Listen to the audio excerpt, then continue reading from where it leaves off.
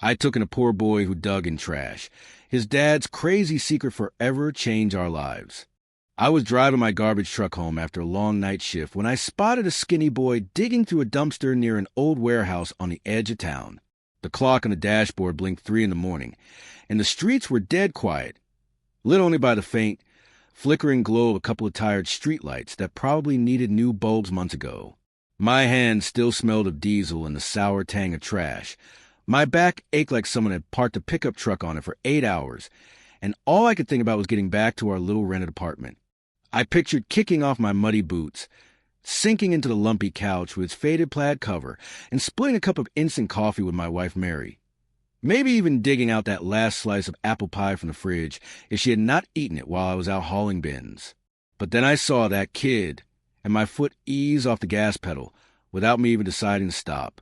He looked about 12 years old. His jacket tore at the sleeves like he had caught on every thorn bush in the county, his hair sticking out in wild clumps like he had not seen a comb since last summer. I pulled the truck over to the curb, the engine grumbling as I shut off, and climbed out, my boots crunching on the loose gravel like I was stepping on a bag of potato chips. The night air was chilly, nipping at my ears, and I zipped up my faded work jacket, the one with a hole in the elbow that Mary kept saying she would patch but never got around to. I walked over to him, keeping my steps slow so I would not spook him, and saw him pulling out a soggy paper bag, sniffing it like it might hold a hidden treasure, maybe a half-eaten burger or a stale donut. "Hey, kid," I called out, keeping my voice gentle. "Are you okay? Do you need some help?" He froze, clutching that bag like it was gold, and looked up at me with wide, nervous eyes that reminded me of a stray cat I once tried to feed behind the garage. After a moment, he mumbled that he had not eaten in 2 days. My stomach twisted. I knew that kind of hunger from way back when I was a kid, scraping by with my grandpa after my folks took off, living on canned soup and whatever bread crust we could stretch through the week. I pointed across the street to the 24-hour gas station, its neon sign buzzing like a tired old fly, and said, "Come on, let's get you some food. My treat." He hesitated, shifting his weight from one foot to the other, his sneakers so worn I could see his toes poking through the holes. I added, "I promise I'm not a weirdo, just a guy who hates seeing anyone go hungry." That got a tiny smile out of him, and he followed me, his steps quiet and careful, like he was ready to bolt if I made one wrong move. Inside the gas station, the fluorescent lights hummed overhead, casting a harsh white glow on the racks of chips and candy bars. The clerk, a guy with a beard that looked like it had not been trimmed since the Clinton years, barely glanced up from his phone as I grabbed a turkey sandwich from the cooler, the kind with the plastic wrap that always sticks to your fingers, and a bottle of orange juice that was probably more sugar than fruit. I dug into my wallet, fishing out the last crumpled $5 bill and a handful of quarters I had been saving for the vending machine at work, and paid at the counter. "Keep the change," I told the clerk, who grunted like I had just asked him to mow my lawn. We sat on a wooden bench outside, the cold seeping through my jeans, and I handed the sandwich and juice to the boy. He tore into it like a starving dog, barely chewing, and I watched him, wondering how long it had been since he had a real meal, not just scraps from a dumpster. Between bites, I asked, "What's your name? Why are you out here all alone?" He swallowed a big chunk of sandwich, wiped his mouth with the back of his dirty sleeve, and said his name was Sam. Then, in a quiet voice that cracked a little, he started talking. He told me his mom had died of cancer 2 years ago. She had been sick for a long time, he said, and he used to bring her water when she could not get out of bed. His dad had disappeared after a big argument with his business partner, leaving Sam with his grandma. She took care of him until she got sick too, and when she passed away last year, his aunt drove him to a group home an hour away and dropped him off like he was an old couch she did not want anymore. He said the older boys are pushing him around, took his food, and the staff just looked the other way. So he ran off a month ago and had been sleeping wherever he could find a spot, mostly in that warehouse across the street, where the wind did not blow through too bad. I listened, my own sandwich sitting untouched on the bench beside me, the plastic wrap still crinkling in the breeze. My coffee dreams were long gone now, replaced by a heavy feeling in my chest. This kid was tough, but he looked so lost, his eyes darting around like he expected someone to yell at him for sitting there. He finished eating and stood up, brushing crumbs off his hands, and said, "Thanks for the food. I need to go. It's late, and I have to get back to my spot." He pointed toward the warehouse, his voice small but firm, like he had done this routine 100 times. I thought about our apartment. 2 rooms, a leaky faucet, and a couch that sagged in the middle, but was warm, and Mary always kept an extra blanket in the closet. "Listen," I said, standing up and brushing off my jeans. "If you want, you can stay at our place tonight. Get a hot shower, some real sleep. My wife makes a mean stack of pancakes in the morning. She might even throw in some bacon if we're lucky." He stared at me, his hands stuffed deep in his pockets.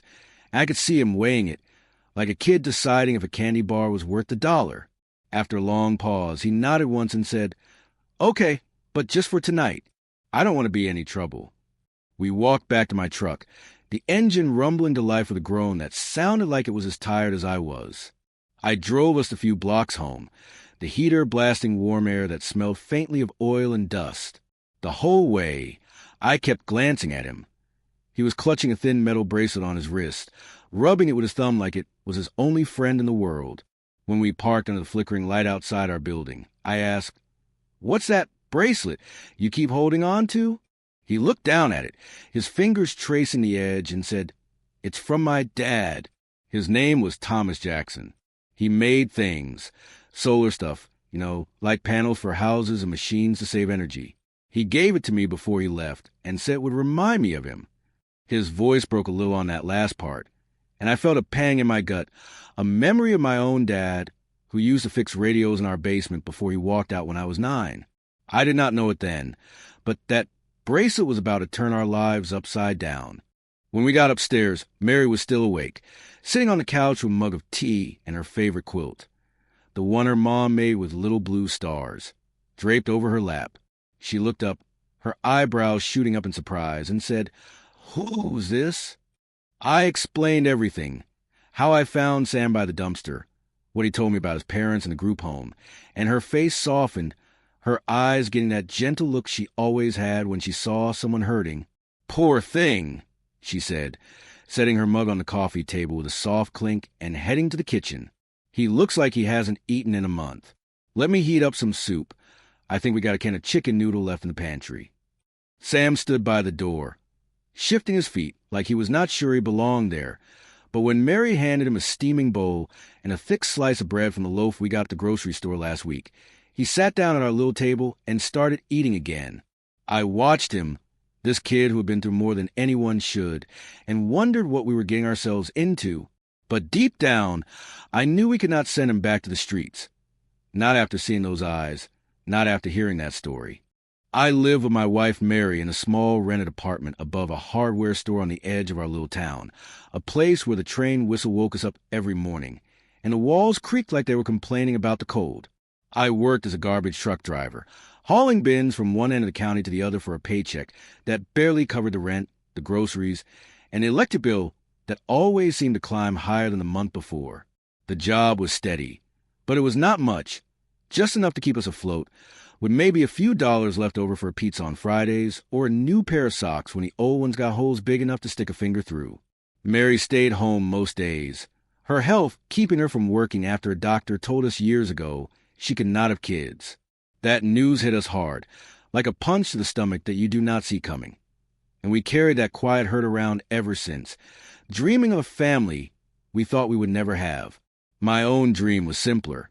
A big house someday, maybe with a porch where I could sit and watch the sunset, not worry about the landlord knocking on the door for last month's rent. That night, when I brought Sam home, everything felt different, like the air in our apartment had shifted somehow.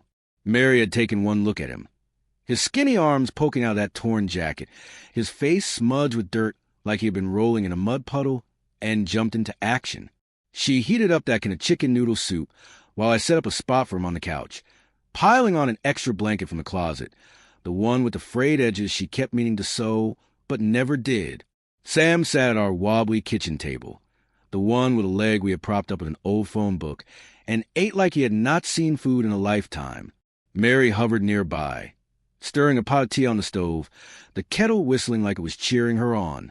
She kept glancing at him, her eyes soft and worried, and whispered to me, "He's so thin. Where has he been sleeping?" I told her what he'd shared, about his mom passing away, his dad disappearing, the group home he ran from, and she pressed her lips together tight, the way she did when she was trying not to cry.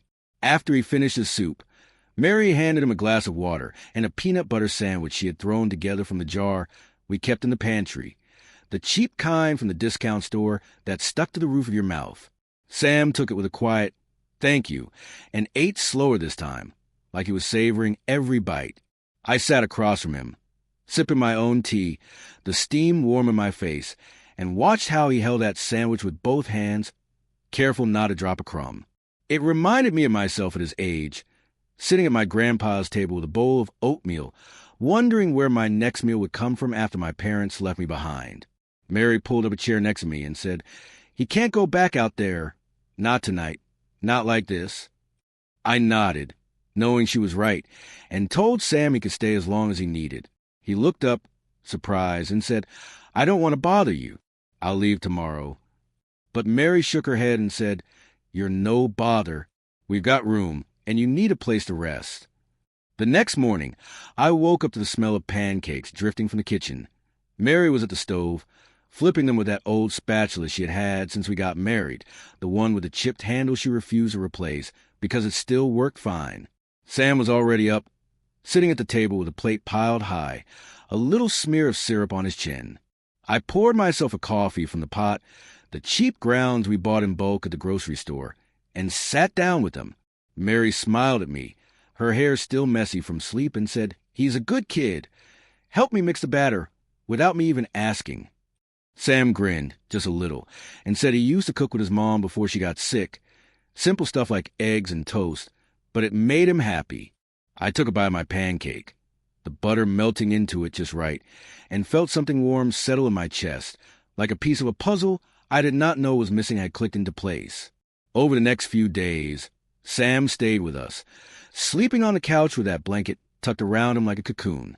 Mary washed his clothes in our tiny laundry room down the hall, the one we shared with the neighbors who always left linen in the dryer, and gave him an old sweatshirt of mine to wear, way too big, but he rolled up the sleeves and seemed to like it. He started helping out, small things at first, carrying the trash bag to the chute for me, wiping down the table after dinner, even folding the quilt when he got up in the morning. I caught him staring out the window one afternoon, watching the cars roll by on the street below, and asked, "What are you thinking about?" He turned to me and said, "My dad." He wasn't like most dads. He didn't just fix cars or mow lawns.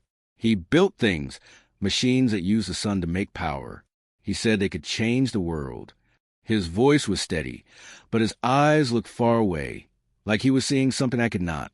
That night, after Mary went to bed, Sam sat with me on the couch while I flipped through the TV channels, mostly static and late-night infomercials selling knives or exercise gadgets we could never afford. He pulled a small notebook out of his jacket pocket, its pages wrinkled and stained, and handed it to me. "This was my dad's," he said, opening it to show me drawings of strange machines, boxes with wires and panels, scribbled notes about sunlight and energy. I turned the pages carefully, the paper crackling under my fingers, and saw a name written on the inside cover, Thomas Jackson, Solar Tech. I froze, my mind racing back to a story I had heard years ago at the diner. A guy named Thomas Jackson, some kind of engineer who lived nearby, vanished after a big project went wrong. People said he was crazy, chasing wild ideas, but I remember my grandpa talking about him once, saying he was a genius who just needed a break. I looked at Sam, his face lit by the glow of the TV screen, and asked, "Where did your dad go? What happened to him?" He shrugged, his shoulders slumping, and said, "I don't know. He fought with his partner, some guy he worked with, and then he was gone. Grandma said he left me that bracelet in this notebook, but I didn't understand it back then." He rubbed the bracelet on his wrist again, the metal catching alight, and I felt a chill run down my spine. Not the bad kind, but the kind you get when you know something big is coming, even if you cannot see it yet. I put the notebook on the coffee table, next to the empty mug I had been drinking from, and said, "We'll figure this out together, Sam. You don't have to go through it alone anymore." He nodded, just a little, and I knew then that this kid was not leaving, not tomorrow, not anytime soon. What I did not know was how those drawings were about to change our lives forever. I had been letting Sam stay with us for 2 weeks when I started to see him as more than just a kid who needed a place to crash. He was becoming part of our little family. Every morning, I woke up to the sound of him moving around the apartment, setting out plates of breakfast or folding that old quilt Mary kept on the couch, the one with blue stars that smelled faintly of mothballs from years in the closet. He had taken to wiping down the kitchen counter after we ate, even though we never asked him to, and one time I caught him trying to fix our leaky faucet with a butter knife he found in the drawer. Mary walked in, saw him wrestling with it, and laughed so hard she nearly dropped her coffee mug, the chipped one she loved because it held just the right amount. I watched him settle in, his quiet way of staying out of the way like he was afraid to take up too much space, and felt a warmth in my chest I had not felt in years. Mary and I had talked about kids for so long, picturing this place filled with toys and laughter if life had gone another way, and now here was this boy, slipping into a gap we had stopped trying to close. But every night, lying in bed with the train rattling past our window, I kept asking myself, should I take him back to the group home, or could we make him ours? Mary made up her mind faster than I did. One afternoon, while I washed dishes and she peeled potatoes for dinner, she looked at me with those steady brown eyes and said, "He's brought something good to this house. Something alive. I haven't felt this needed in years." She set the potato peeler down on the counter, the red-handled one we got at a yard sale for $1, and added, "We can't send him back to that place. Not after what he told us." I knew she was right. Sam had described the group home in a way that stuck with me. The older boys pushing him around, the staff acting like he was not even there. I dried my hands on the dish towel hanging over the sink, the one with Daisy so faded they barely showed, and nodded. "Okay," I said, "but we need to do this properly. Find out what's legal, what's best for him." She smiled a small, hopeful smile and went back to her potatoes, humming a tune I had not heard since the early days of our marriage. The next day, I drove my truck to the group home an hour outside town, a gray building with peeling paint and a chain-link fence that looked more like a prison yard than a place for kids. I parked in the gravel lot, my boots kicking up dust as I walked to the front office, and asked to speak to someone about Sam. A woman with tired eyes and a clipboard said he had run away a month ago. No one had reported him missing, she explained, because they thought he would come back when he got hungry. I asked about his past, and she flipped through some papers saying his mom died of cancer, his dad vanished after a fight with a business partner, and his aunt signed him over because she could not afford to keep him. "He's a good kid," I said, leaning on the counter, "but he told me it was rough here, boys picking on him, no one caring." She shrugged, barely looking up, and said, "That happens. Too many kids, not enough staff." I left with a stack of forms in my hand, papers to start temporary custody, and a heavy feeling that we were stepping into something bigger than we had planned. Back home, Mary kept Sam busy while I sorted through the paperwork at our wobbly kitchen table, the one we had propped up with an old phone book because the landlord never fixed it. She taught him how to make her chicken soup recipe, chopping carrots and celery by hand since we did not have anything fancier than a cutting board, and I heard them laughing as they stirred the pot together. Sam opened up more over those days, sharing little bits of his old life.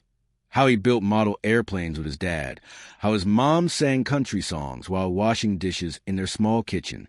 One evening, after we finished eating, he sat with me on the couch, the TV flickering with a game show rerun about guessing prices for lawn chairs and vacuum cleaners. He pulled that wrinkled notebook out of his jacket pocket again, the one he showed me before, and flipped to a page near the back.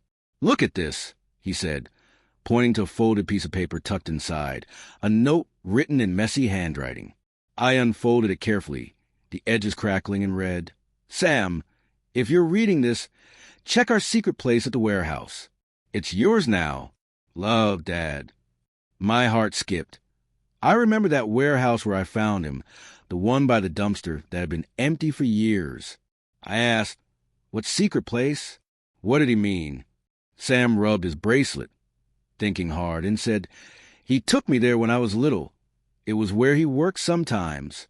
I remember him lifting a board on the wall once behind some shelves, like he was hiding something. He said it was a surprise for me, but I didn't understand back then. My mind raced back to those diner stories. Thomas Jackson, the engineer who vanished after a big project, his partner who stole his main work and left town. I had always thought Thomas lost everything, but maybe he had something else, something he kept hidden. I looked at Sam and said, "We need to check that warehouse, see if there's something there he left for you." The next weekend, I grabbed my toolbox from the truck, the rusty one under the passenger seat with a hammer, a screwdriver, and some pliers, and drove us back to the warehouse. Mary stayed home, saying she would bake oatmeal cookies for us, her way of keeping things steady while I followed this lead. The warehouse stood quiet under a cloudy sky, its cracked windows covered in dust, the faded sign above the door too worn to read. Sam led me inside, past broken crates and cobwebs that clung to my jacket, to a corner by some rusted shelves. He pointed to a wooden panel on the wall, loose at one end, and said, "I think it's behind there. I saw him move it once when I was playing nearby." I wedged the screwdriver under board, prying it free with a creak, and found a small metal safe tucked into a hollow space, rusted but solid, with a combination lock staring back at me.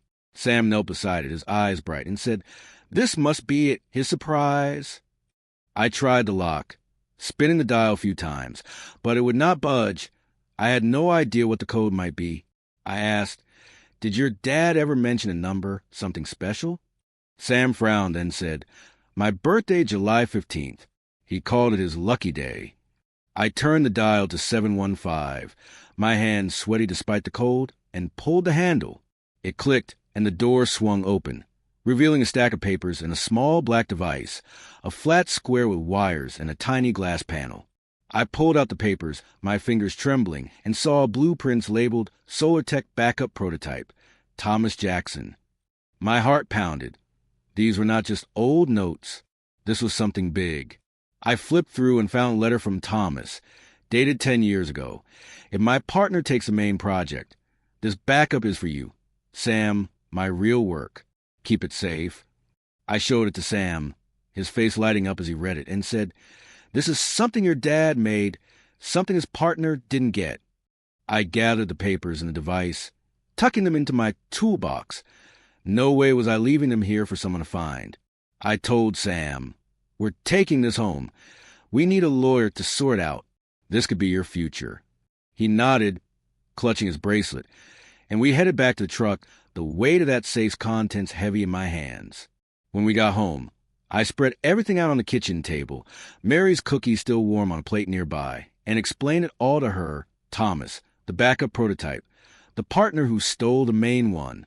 She looked at the papers, then at Sam, and said, "If this is real, we're fighting for it for him." I knew she was right, but I also knew trouble was coming. Someone might claim this was theirs, maybe the partner's old company, and we had to prove it belonged to Sam. Our quiet life was gone, and a battle was just beginning. I had been staring at those papers and that little black device on our kitchen table for days, trying to wrap my head around what they meant for Sam and for us. The blueprints labeled SolarTech Backup Prototype. Thomas Jackson sat next to Mary's plate of oatmeal cookies, their edges curling from the damp air that always seeped into our apartment when it rained. Every time I looked at them, my stomach did a flip. This was not just some old junk from a warehouse wall. This was something that could change everything.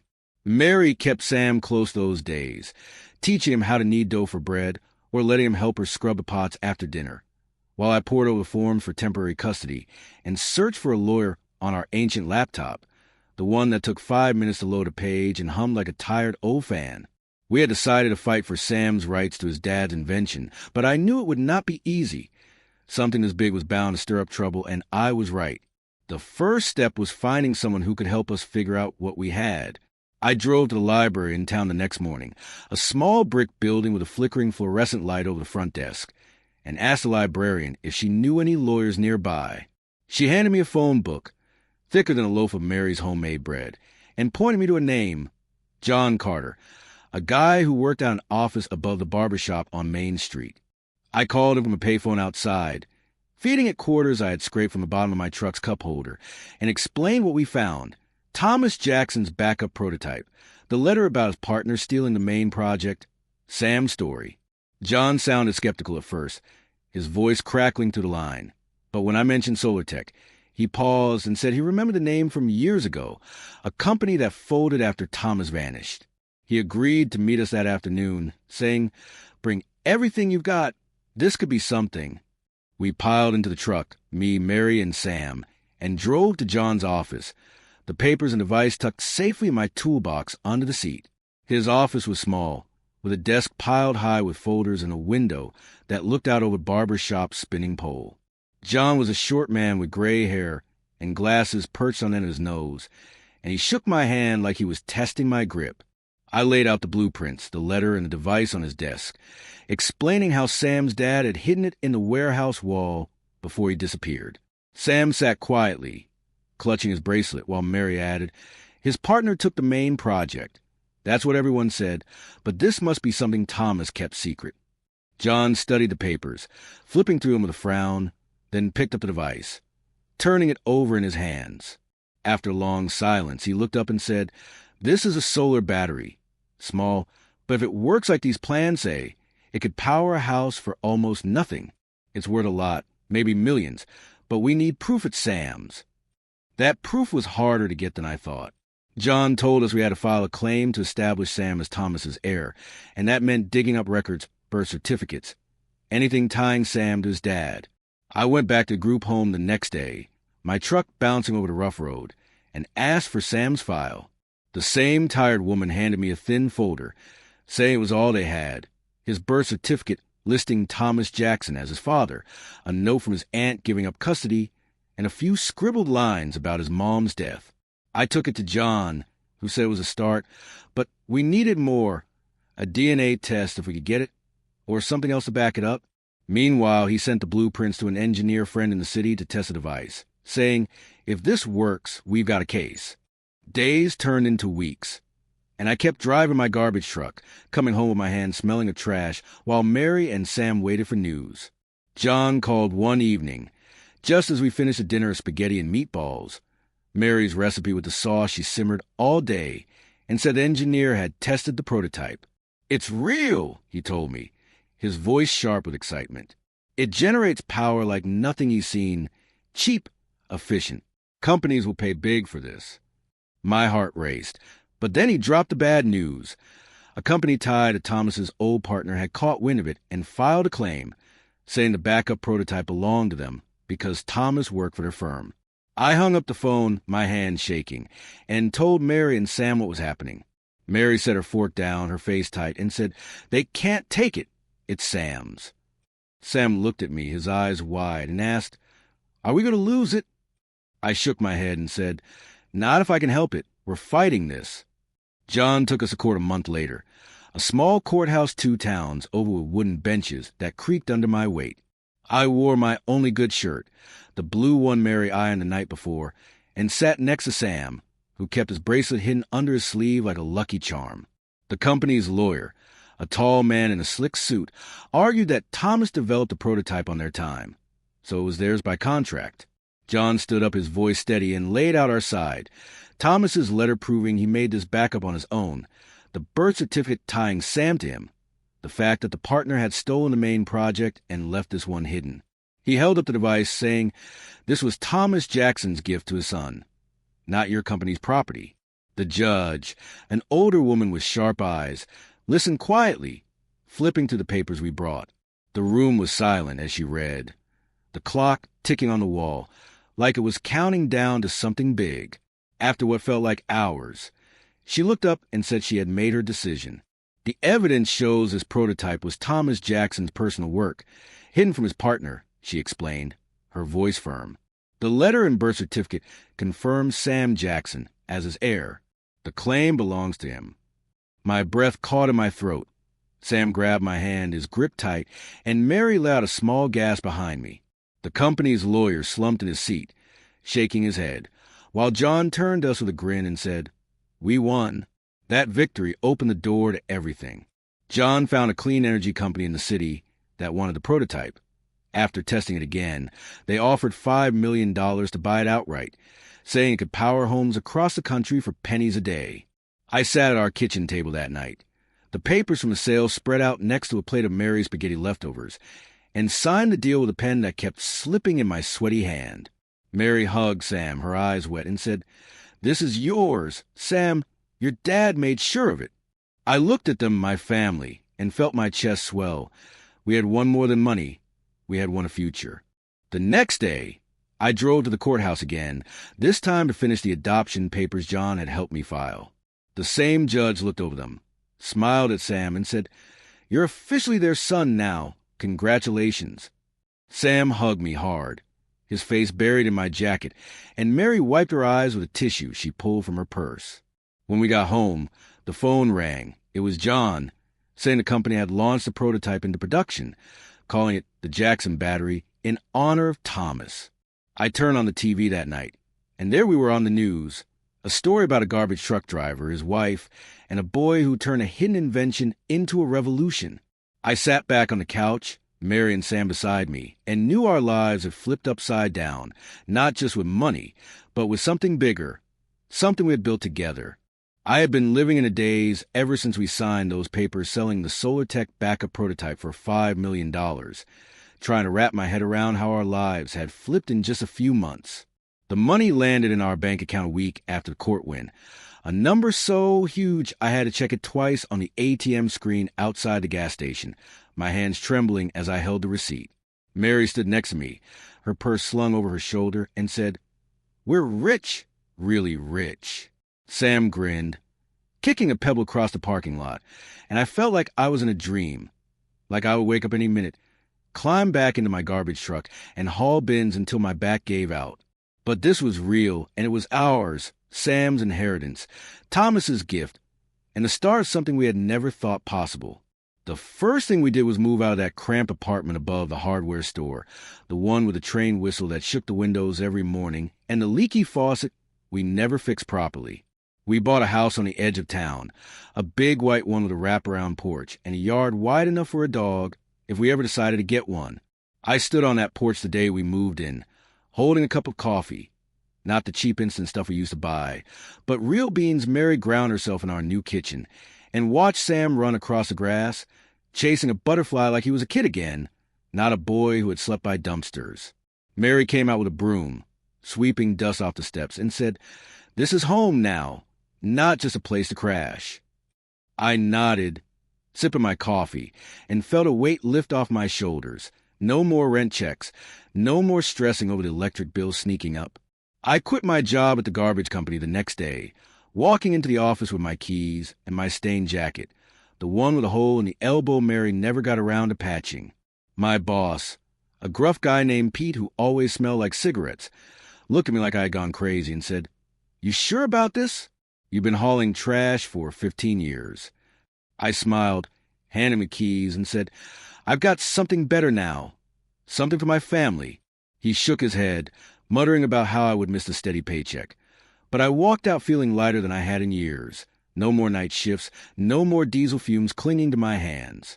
With the money, I decided to start something of my own, a small car washed down by the highway, a simple business I could run with what I knew about machines and hard work. I bought the lot with a chunk of the cash, hired a couple guys from town to help set it up, and watched it grow. The hum of the water pumps a sound I could get used to. Sam started school a few weeks later. Not the overcrowded one in town with the broken desks, but a private school 20 miles away, the kind with green lawns and teachers who called me to say how bright he was. I drove him there every morning in our new car, a blue SUV with seats that did not creak, and watched him walking with a backpack Mary picked out, stuffed with books, and a lunch she packed herself, usually a turkey sandwich and an apple she sliced just right. He came home one day with a science project, a little solar panel he built from scratch, and said, "I want to be like my dad, make things that help people." I looked at it, the wires neat and the panels shining, and felt my throat tighten. Thomas would have been proud. Mary hugged him, her apron still dusted with flour from the bread she was baking, and said, "You're already making us proud." We did not keep all the money to ourselves. Mary and I talked over one night, sitting at our new dining table with a plate of her homemade cookies between us, and decided to give something back. I had seen too many kids like Sam, hungry and alone, when I drove my truck through town, and we wanted to help. We put $500,000 into a fund to build a shelter for runaway kids, a place with warm beds, hot meals, and people who cared. John, our lawyer, helped us set it up, and we named it Jackson House after Thomas and Sam. The groundbreaking happened a month later. A sunny day with a crowd of folks from town clapping as Sam shoveled the first pile of dirt, his face red but beaming. I stood next to Mary, my arm around her shoulders, and thought about how far we had come, from a dumpster to this. Life settled into a new rhythm after that, one I had never known before.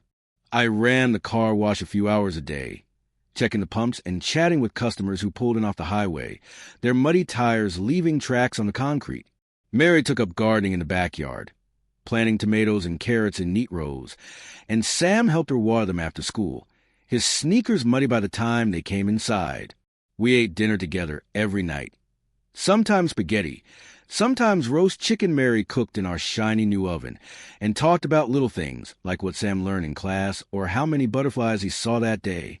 One evening, after we finished a meal of meatloaf and mashed potatoes, Sam set his fork down and looked at us, his eyes serious.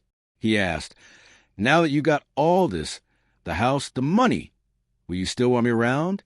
Or will you send me away someday like my aunt did?" Mary reached across the table, her hand covering his, and said, "Sam, you're our son. Not because of the money, not because of your dad's invention, but because we love you. We're never sending you away, ever." I nodded, my voice catching a little, and said, "You're stuck with us, kid, for good." He smiled, a real smile that lit up his face, and I saw the worry drain out of him like water through a sieve. Mary got up, pulled him into a hug, and I joined them, the three of us standing there in the kitchen with the smell of meatloaf still in the air, a family nobody could take apart. A few months later, Sam came home from school with something special. A small solar lamp he had made in science class, a tiny square with a bulb that glowed bright when he set it in the sun. He handed it to me, his hands careful, and said, "I named it Mary, after Mom. It's not as big as Dad's battery, but it works." I turned it over, the light warm against my fingers, and felt my eyes sting. Thomas's gift had come full circle, from a hidden prototype to this little lamp in our home. Mary hugged him again, her voice soft, and said, "It's perfect, Sam, just like you." I set the lamp on the windowsill in our living room, next to a photo of the three of us from the courthouse day, and watched it glow as the sun dipped below the trees. That night, I sat on our porch with a cup of coffee, Mary beside me on the swing we had bought for quiet evenings, and Sam inside doing his homework at the kitchen table. The news had called it a miracle story, a garbage truck driver, his wife, and a boy who turned a lost invention into millions. But it was more than that to me. It was about finding Sam that night by the dumpster, about fighting for him, about building something together that money could not measure. I looked at Mary, her hand in mine, and said, "We did it. We gave him a home, and he gave us one too." She squeezed my hand, her eyes shining, and said, "And we're just getting started." I smiled, knowing she was right. This was not the end, but the beginning of a life we had always wanted, a life where we were whole.